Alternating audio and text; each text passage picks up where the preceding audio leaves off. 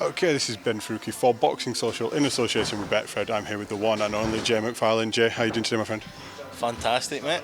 I'm feeling great. Talk to me about what we've got going on behind us. Right there, we've got Danny Cool sparring with Liam's Carrigan.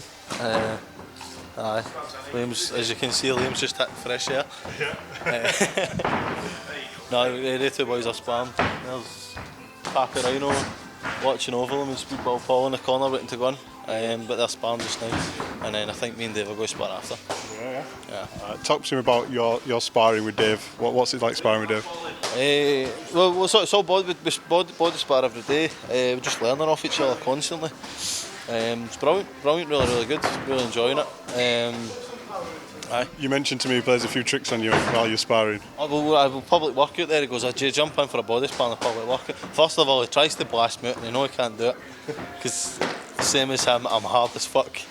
So he tries to smash with punches and then he goes, bastard, I'm not going to drop him. So so he started lying behind me and tripped me up.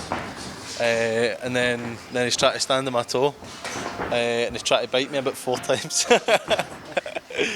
I think I got a video of him biting you, so we've got some proof there. Okay, talk to me about, you were out just a few days ago on Friday. Talk to me about your fight. Fight was easy. It was good. It was just move around, get me back out, get me a win, start the rebuild again. Operation Ghost, mate. I just came up with that name there. They done Operation Rhino, didn't they? So that's what we'll go with.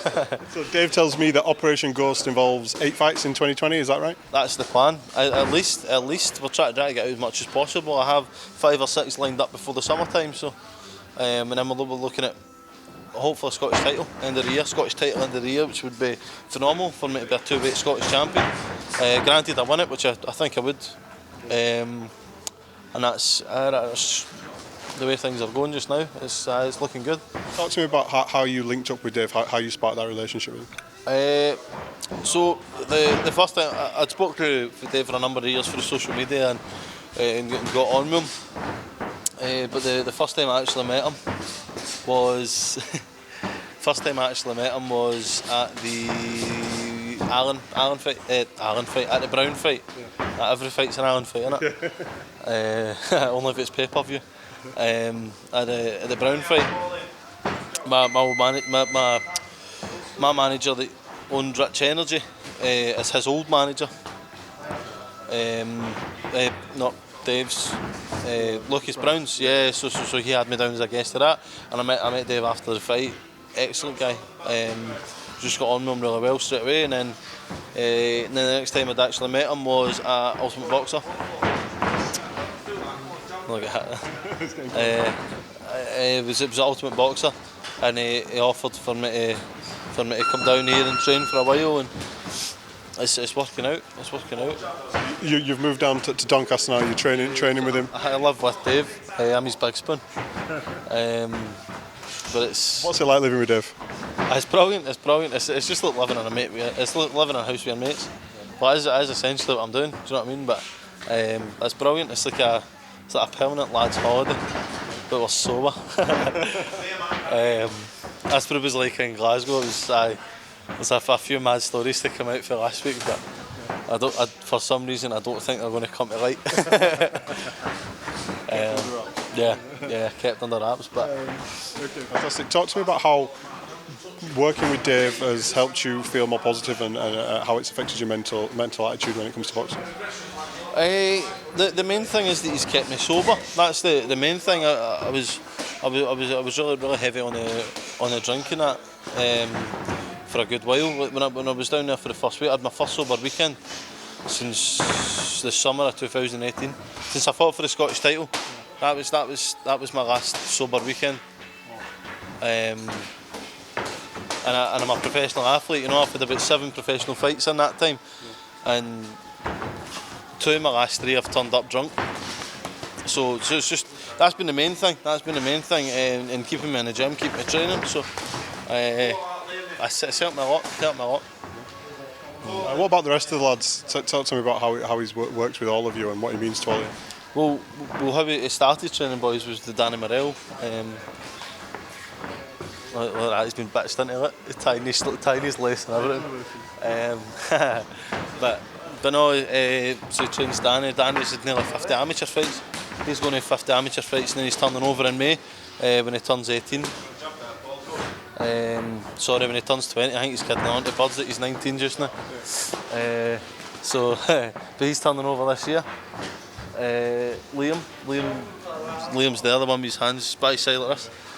And Speedball Paul's, he had 2 fights years ago and now he's fighting again. Liam's had 3 fights in the past few months. So Ashton was we're all enjoying it, mate. Yeah.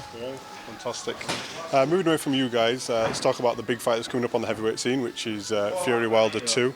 Talk to me about how you see that fight going down. I think Fury stoppage. It's just my thought on it. I think Fury's going to stop him. I think he hurt Wilder a few times in that last fight, especially in the last round. It could go either way. Both of them can punch, both of them can fight. A lot of people have got this misconception about Fury that he's not a puncher. I don't think it's true. I think anybody at that size, that weight, with that momentum behind punches, especially with the kind of boxing brain that Fury's got, they can punch. I think Fury's going to stop Wilder this time round. But I can be wrong. Wilder can stop anybody at any point. It's proved that with Lewis Ortiz. He was getting beat for 7 rounds and then landed that big punch. It just happens. It happens. I felt he lost every round. Bar the round he was put down, but even at that, before he was put down and after he was put down, Fury won the rounds as well. So I don't think both of them are going to get through it. I think one of them is going to be knocked out. I don't see it being Fury. I don't see Fury being knocked out. Yeah. Fury AJ, sorry, in the UK. If it happens, how big is that? It's biggest fight in boxing history. In my opinion, it's the biggest fight ever. I think Wilder's got that ridiculous punch that could knock anybody out, but I don't think Joshua's got it as much. It just comes in 6s and 7s and 8s, and they come continuously. But I think Fury wins every round in that. It's not the only way I really see it. I mean, the only thing I can see is maybe an iffy stoppage, as in AJ comes in with about 20 punches and the ref jumps in. But even at that, we've seen Fury in that position where somebody's throwing their punches and he'll roll off and he'll not get hit with anything. I think he's too clever for Joshua, whereas I think Joshua would beat Wilder. Yeah. So but Wilder could beat Fury. It's a great dynamic. I think they should all start just fighting each other and stop worrying about what's in their wallet and start worrying about what's building their legacy and what's building in the history books for them. So that's the opinion of a guy that's won 10 and lost 5. So you know what I mean? Who really cares? Still a valid opinion. Who gives Fury the most problems at heavyweight right now? Wilder. That's how it's such an interesting fight. I think he gives him the most problems. Not Usyk? I think Usyk's too small. Usyk, I think Usyk's the bar Fury's the best. I think he beats Wilder because Wilder's not that big. He's 6'7", but Fury's got 2 inches on top of that. Yeah. Usyk's the same size as me, same height as me. He's an awkward southpaw. I think he plays with AJ. I like Joe Joyce, but this just shows how good. I rate Joe Joyce as well, but this just shows how good Usyk is when you watch him fight in the WSB against Joe Joyce. He gave him a bit of hiding, but that just shows how good the Usyk is. I think once Fury retires, because he's adamant that he's only having 3 more fights, Usyk will take over and he'll unify the division. I think. You mentioned Joe Joyce there. A lot of talk about Joyce Dubois being announced in the next few days for April 18th in London. Tell me about how you see that fight going on. Do you know, that's going into it, everybody's going to say that Dubois is the favourite because of how he's been disposing of people. But when you look at who he's been disposing, it's not near the calibre of fighter that Joyce has been getting rid of. So when that Brian Jennings, his only loss was who? Who was his only loss before that? Was it Sergio Kuzman or something? Sorry, who's lost? Brian Jennings, that Joyce's last fight, who's it? He's only won, isn't he? Top of my head, I can't I remember. think it was Sergey Kuzmin, maybe. I could be completely wrong on that, but that's he's getting rid of fighters that are better than the guys that Dubois is getting rid of. Dubois is still young. Dubois losses that fight, it's not a big deal. No, I've lost 5. Yeah. I know I'm not a big name of Dubois, but he can come back if he loses that fight. 100%. But he's a solid guy. Do you think that fight's a pay-per-view fight? Depends what else is on the card. I think that fight alone with a shit undercard is not pay-per-view. It's a great fight, but I don't think pay-per-view.